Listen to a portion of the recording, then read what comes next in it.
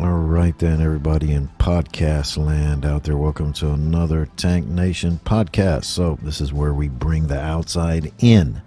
And our brother Sean Oliver, ex resident here on the Pulaski unit, was actually our pastor in our Protestant programs here for many years. Good morning. Good morning. How you doing? I'm good. How are you, Sean? I'm good. I'm good. Can you introduce yourself to the people and give us a short bio? For sure. So, good morning, everyone. My name is Reggie Smith. I served off and on altogether about 15 years in prison, state, and federal sentences. In 2012, I was released for the final time after being released 4 or 5 times prior to that. But this time I had a plan and a goal and a mission. I got out and things didn't go the way I thought they were. I had a lot of forces pulling me in different directions, but God is good, and I ended up landing right where I was supposed to be. I ended up having to move into a sober living house, and that kind of launched me on a career of working in social services. And so, long story short, I ended up going back to school, and I became a social worker. Started doing advocacy work, became a lobbyist. Um, just doing work trying to, move forward legislation that'll help people that have justice involvement, like myself and like many of the people that's watching your show today. So, yeah, so I've gone from prison to actually doing work in the community, direct services, as well as advocacy and services. And so, Reggie, can you tell us a little bit about the services that you're doing right now? So right now, I kind of play two different roles. I guess you could say my day job, I basically do advocacy trainings to organizations in the community. So that's a service that the Earl Call Institute here, where I work at Texas Southern, we work with different organizations in the community in order to advance, the collective good of the community that we serve here in the Third Ward, Houston area. So, but in my afternoon and evening job, I guess you could say, I'm the executive director of Credible Messengers United, and I'm the chair of another organization up in Austin, Building Promise USA. Well, Incredible Messages United is very interesting because I did work for many years in the peer support community. And a good friend of mine, Tommy Dorsett, no relation to Tony Dorsett, y'all don't get excited. Tommy Dorsett, great guy. Most of y'all probably know him. He came to me and said, listen, man, I'm trying to do this organization that's going to work with kids. And I need some help with that. Let's organize this. And here we got a little money. He donated money to the organization to get it up and running. So basically, we developed this organization called Credible Messengers United, where we work with young kids or young adults coming out of the juvenile justice system. So they come out there 14, 15, 16, 17, 18. Many of them can't get back into school for whatever reasons. And so we mentor them. And by January of 2024, we hope to be able to deliver a high level of service to those youth as well by offering them substance abuse and mental health treatment as well. That's awesome. So many times when a lot of individuals are incarcerated, we speak about plans or have dreams, but so many times when individuals are released, male and female, they get caught up, job, family, Yep, certainly have some of the same vices that affected them or us beforehand. I'm so proud that you didn't. And so on a side note, Reggie has been instrumental in not only when I moved to Austin, giving me advice and counsel, but also giving me some short-term goals to reach. And so I'm super happy to have him on the show. And oftentimes we have conversations that not only are speaking about the work, but also about relationships. And one of the conversations we have continued to have for at least 2 years is the fact that in this day and age, so many governmental agencies as well as non-for-profits are looking for people who have had justice involvement. Now, if you're watching this and you don't know what that means if you've been locked up before, then people want to hire you to actually help to stop people from getting locked back up again. And so one of the things that comes out, and the best way I know how to put it is in a blunt manner, is a lot of people want to use people who have been formerly incarcerated, but they don't necessarily want to pay them like others. And so Reggie can set some better examples of me. And I want to qualify this. On one level, you have to make a living. On another level, there are a lot of you watching this that you are making a difference right now where you're at for free. So when you get out, never get caught up and try to chase money, but at the same time, know the value of the work that you do. Do you have any insight into that, Reggie, just to try to help some of the people who are watching this know not only what they're going to face, but also some of the questions that you and I entertain one with another? Yeah. I mean, just briefly, because I could talk all day about this particular piece of the puzzle. But yeah, I have a couple of insights into this. Number one, I would say that, hey, to just know that your past and your lived experience and the history and everything that you've gone through, good, bad, or whatever, your journey, it has value. Not only does it have value to you, but it has value to your family, the community. And in these particular types of services, these community health services and social services, I like to always say that the people that are closest to the problem are closest to the solution, quoting Glenn Martin. And that's true, man. People that are closest to the problem, folks that have justice involvement, we're better able to kind of piece together what's the best way forward for us, because we've experienced, the what they call the collateral consequences of the conviction. Okay, yeah, you got 20 years, but you got 10 years on paper once you got out. And even though you're off paper now, after 25 years, you still can't, get a lease or something like that. So that's a collateral consequence. So we have folks that have been impacted by the criminal justice system who did not come away from that with a criminal history.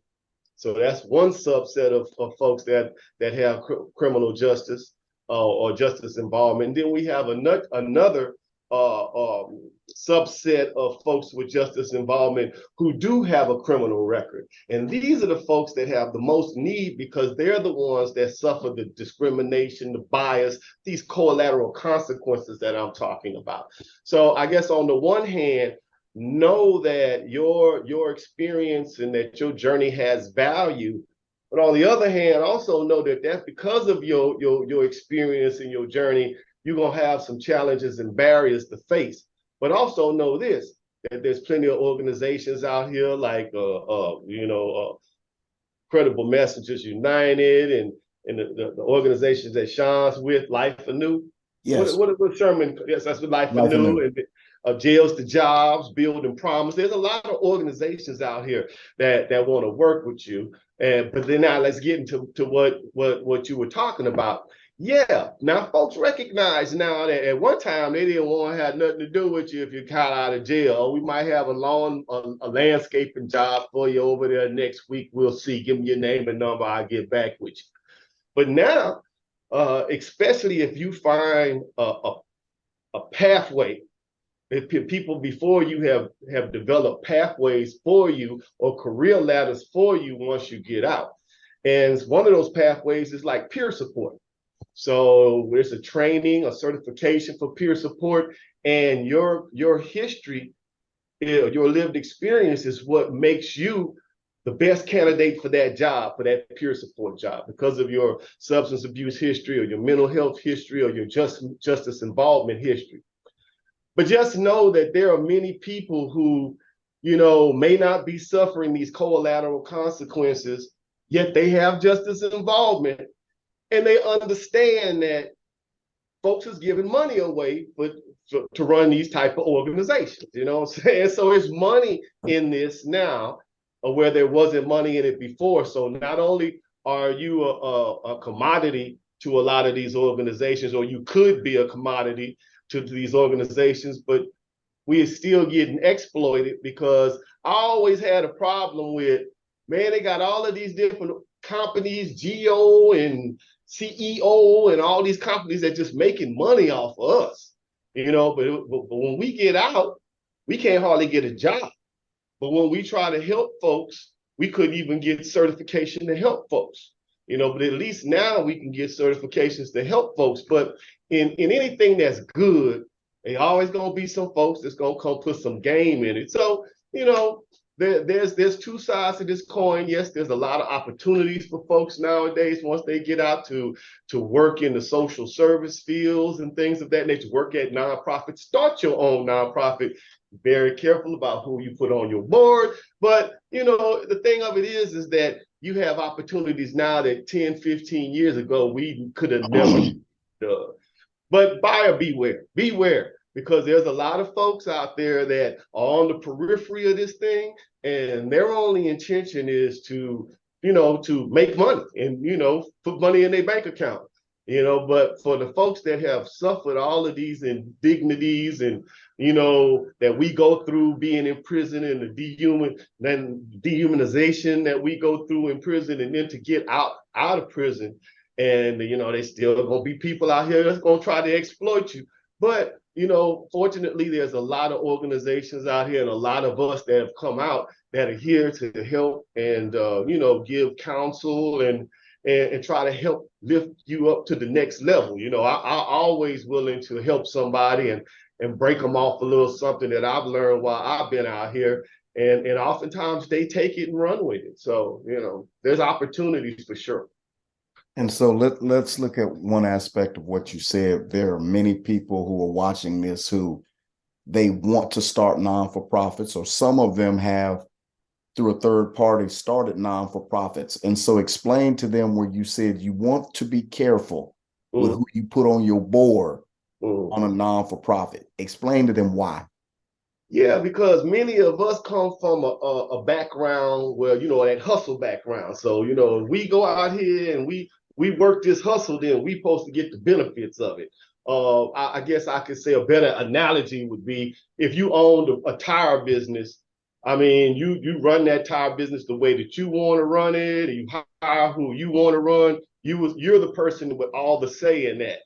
But when you start these nonprofits, and especially when you're building boards, because you're trying to get funding from city and state and governmental agencies. I mean, you've got to have a genuine board. You can't have your uncle and your cousin Deke and they can't. No, can't not be your board right there. I mean, you might get a little money and everything like that, but to seriously approach this nonprofit thing, and especially as something that you want to be to grow and be sustainable over time, yeah, you're gonna have to have a good board.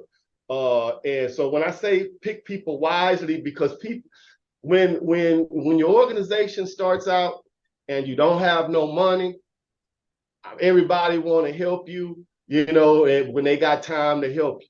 But then and everything is good, you know. But then once you get a lot of money, whatever a lot of money may be, but once you get funded to a certain level, things change, because then it's like, okay, we got all of this attention, we got all of this money, and there's a saying in the nonprofit community: let the money follow the mission, and don't have the mission follow the money.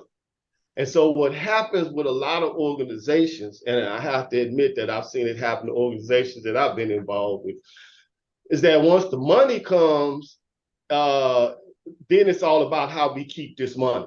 You know, what do we have to do internally or externally to keep this money? because now that we had this money, we want to keep getting it. You know what I'm saying? So anybody, as everyone knows, man, money changes everything. So again, you have to be real careful with who you put on your board, and you have to make sure that you interview them with knowing that, okay, this is where we're at right now. And so this is the conversation that we're having right now, but one day we're going to be here. So you just want to make sure that when you get there, that the folks that you hooked up with down here are still with you when you get there, if that makes any sense to you. Over time, people drift. They have, depending on how big your board is, you'll start having, little groups or cliques within your board. And many times 3 or 4 board members can really run the whole organization because they have the votes necessary to do whatever it is that they want to do. So yeah. You need a board. You need to get people that come with various skills. I would suggest if you have an organization that's going to work with a population of justice involved people, that you have justice involved people on your board. But be careful with them too, because they can be messy too. Memories are short in this business too. Man, you can sit here and do all kinds of things as far as trying to help other folks. But shoot, man, when it comes time for that money to roll out, it's like, hey, man, I mean, so it's still a game. Just don't get it twisted. It's still a game. But at least now there are avenues for us, and there's things that we can do while we're in prison. And again, I mean, just going back to the advocacy work, the first kind of work that I did before I started doing the social service work, it's because of that advocacy work that we now have the opportunity in prisons in TDCJ to train to be peer support specialists. I think I remember when me and you were in there. I mean, the best you could do was doing some kind of education program. We're going to educate you on HIV and AIDS. We're going to educate you on, what was that stuff? Some kind of bacteria that was going around. But they had little trainings. But now in TDCJ, because of the advocacy that I and many other people did, now you can get trained to be a peer support specialist before you get out. And so, this is something that you can come to the community and get a job, $40,000, $50,000. And so these are opportunities that we had previously. So, I mean, if that's something that you want to do, if you feel like you want to give back or you want to get into a helping career, I mean, I would suggest that you start maybe, depending on what your educational background is, start with peer support, and if you want to. If somebody's watching this and they're like, I've never heard of peer support certification being in TDCJ, what would they do to try to find out how they could begin to get that training? So that's a good question, because I would imagine that you could go to the whoever the counselor is on the unit, if they're actually whatever job training I-60 that you got to turn in, you would just turn in an I-60. That's what they call it. It's been a while. That's an I-60, right? I-60. It's been a minute, but yeah, who's ever over like education on your unit, whoever that is, I don't know what they call that person now, but you contact the education person on your unit and ask them if they are offering a support course, and you probably would hear about it if they did have one on your unit. But then and just find out, where are the units that they're at. I'm sorry, I don't know off the top of my head the units where they do their training at, but I do know that Tacoma, which is the Texas, the acronym, I don't know, but it's part of TDCJ. It's the mental health part of TDCJ. The programming part is called Tacoma, and Tacoma has developed a training for peer support. And peer support is just, if you have lived experience with substance abuse, what you would do is you get some training, and then you would go in the community and you would work with other folks that that are experiencing some of the same things that you experience, you know, and so the same thing with mental health or having justice involvement. So So I thank mean, you. No. Thank you. So the takeaway, because Reggie has his version, I'm gonna give you my version. If you want to help people and you helping people and you locked up, you need to send I-60 to ask, do they offer any kind of certifications?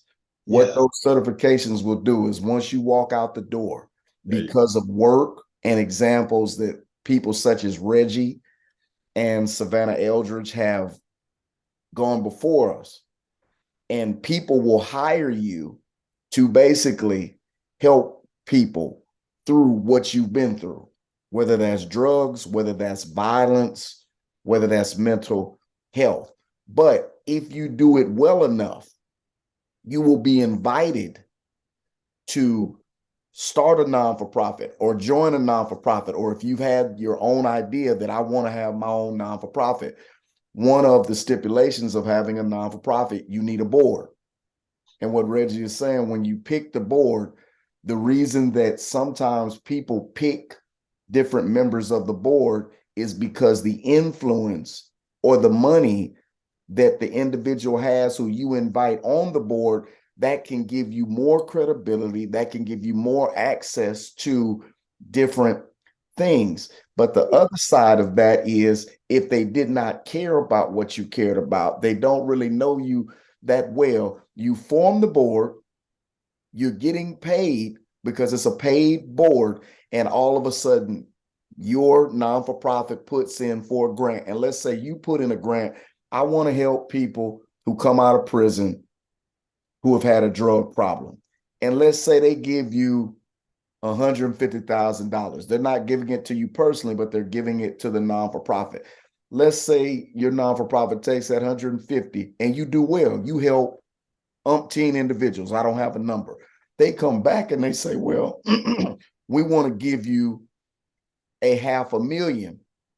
And they're not giving it to you, but they're giving it to your non-for-profit. Well, now what happens is when you've been doing the work and you're like, well, I want to help females now. I've been helping males. I want to help females now. But your board, who you didn't know too well, who you knew when you asked them to be on it, that they had a little greed up in them. They're like, well, no, we don't want to do just substance abuse. We want to do substance abuse and mental health. And they don't want to do mental health because it helps more people, because substance abuse can affect mental health. They want to do it because they're like, well, there is another grant that we can get. So we have this $500,000.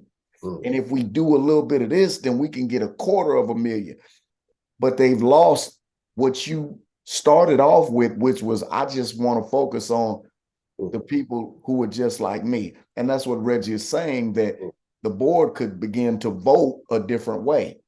And before you know it, an organization that has your name attached to it, that you do belong to, they're doing things that you not only may not have expertise in, you don't have a passion or a desire to be in that lane. And so now you're left with the decision, do I continue and still just try to help the people that I want to help, or do I leave? So that was just basically it. And the reason that that's good information, because a lot of individuals are getting out of Texas prisons and doing great work in the community.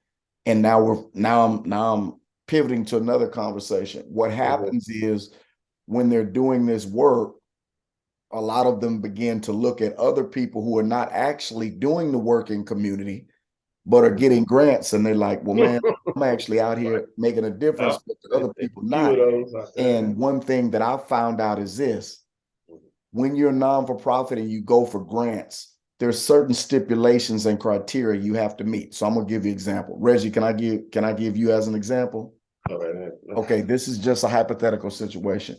Let's say Reggie is in the community of Third Ward every day, actually reaching out and helping people. And the people in Third Ward respect Reggie, and Reggie is taking his own money and other things and helping the people in Third Ward. Well, another organization comes into Third Ward. They have a building, they have doctors, they have lawyers, they have counselors, they have bedding, they have all of these things, and they're in Third Ward in a building. but they don't know anybody in Third Ward. And nobody that works for this other organization has ever had a drug problem or a criminal problem, but because they have all these things that I listed, when the government looks and they say, we want to give a $500,000 to help Third Ward, guess why they're not even going to consider Reggie? Because Reggie doesn't have these other wraparound services. And so when Reggie says that it's a game, I'm going to say this. It's a game in the sense of the people who have the housing, the lawyers, the counselors, and whatever else. Their game is we have all of the resources. So we can say we check off all these boxes, but they don't know one person in Third Ward that they can help. But the government gives them the money because they're like, I have wraparound services. Reggie, who is over here, hey, man, I have lived experience. I can give you 50 people right now that I'm helping off of my little check that I'm going on over here. And the people over here sometimes will get mad and they'll be like, man, we need to get that money. Well, the term that I've heard, and Reggie can correct me if I'm wrong, if you have a person like Reggie giving you advice, he's going to say, Sean, don't get mad. You've got to level up. And when he says you've got to level up, that means don't get mad at this group over here. But what you need to do now, you need to make connections and do what you need to do so that you can offer other services outside of you. And my closing remark before I ask Reggie his opinion is a lot of minorities. And when I say minorities, a lot of African Americans or Hispanics who are in the community doing the work, they don't have wraparound services. All they have is they have a great personality. They have great lived experience. But when the government is saying, okay, I know that you're a great person, but I need you to have medical. I need you to have mental. I need you to be able to wash their clothes. A lot of the minorities are like, well, man, I didn't know that. I just been doing this work for 10, 15 years. And so what Reggie and other individuals are doing, because I'm still learning, so I'm watching, they're beginning to help different organizations to level up. And my closing remark is, in a perfect world, and I've seen this in Austin with a group called Urban Alchemy, they have the wraparound services. They hire people who have been incarcerated. And so it's like, I'm not saying it's perfect, but you have the best of both worlds, meaning we have the money, the doctors, the residences, the connections, and the people who are running this have been locked up, have been drug addicted, have been mentally disabled at times. So did I miss anything, or is that pretty good? No. And you know, and it's, I would just say this. I mean, you said it better than I could. And I think that's really, you know, I guess I could say two things. One thing is that people that are closest to the problem are closest to the solution, but they're oftentimes furthest away from the resources. And so what you're talking about is a historic imbalance of resources. And so, yeah, you're going to have these dominant players. If you look at it in a business perspective, there's a market out there. There's a community support services market out there. And so is everybody trying to get in where they fit in? You see what I'm saying? And so you might make some inroads somewhere and another organization see, oh, look at that little old guy over there. I've been hearing about him. He goes to all these different events and he's a very good talker. And yeah, they're doing great stuff. Let's instead of them partnering with you, they might try to hire you.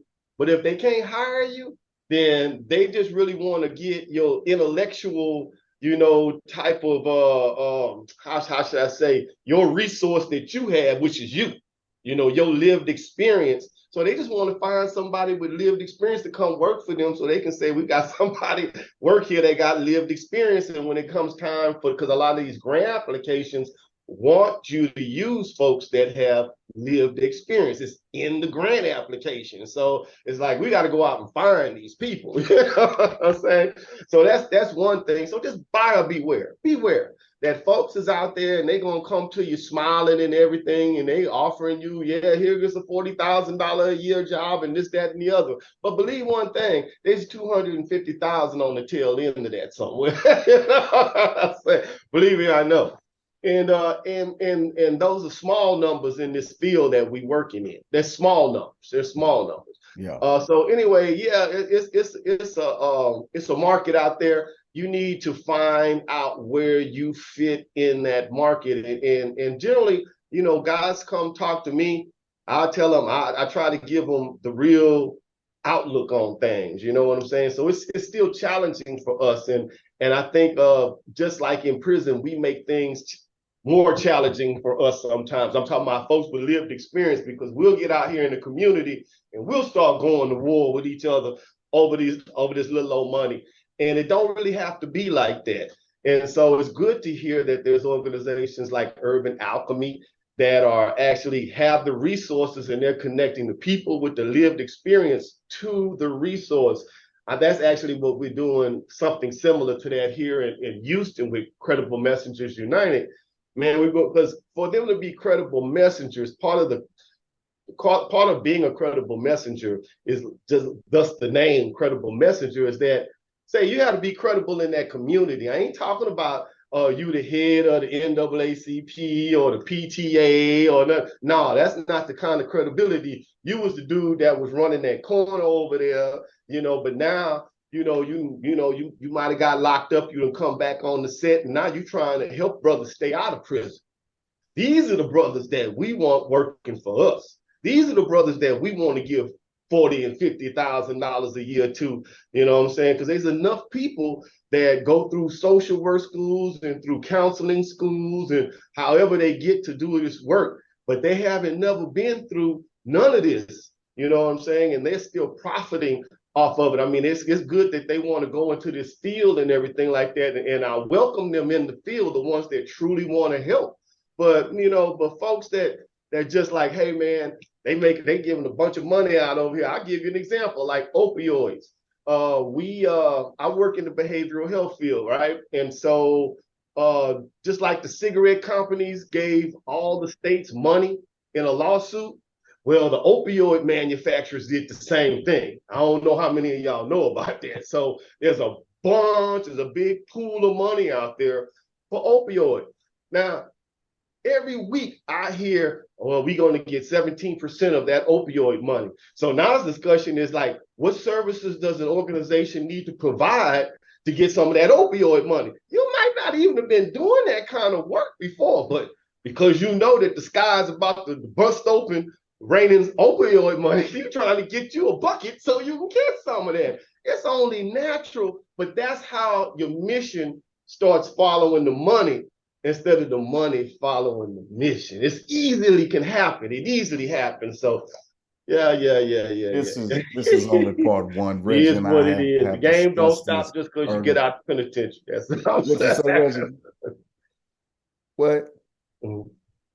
You said something. What'd you say? Oh, I said the game don't stop just because you didn't got out the penitentiary, or you didn't change to something like that, because this is business. This is American capitalism right here.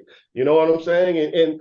And people that get services are a commodity. I mean, I hate to put it like that. Since I've been out of school, I tell you what, I got a lot of education. Went back to school, got a degree in social work.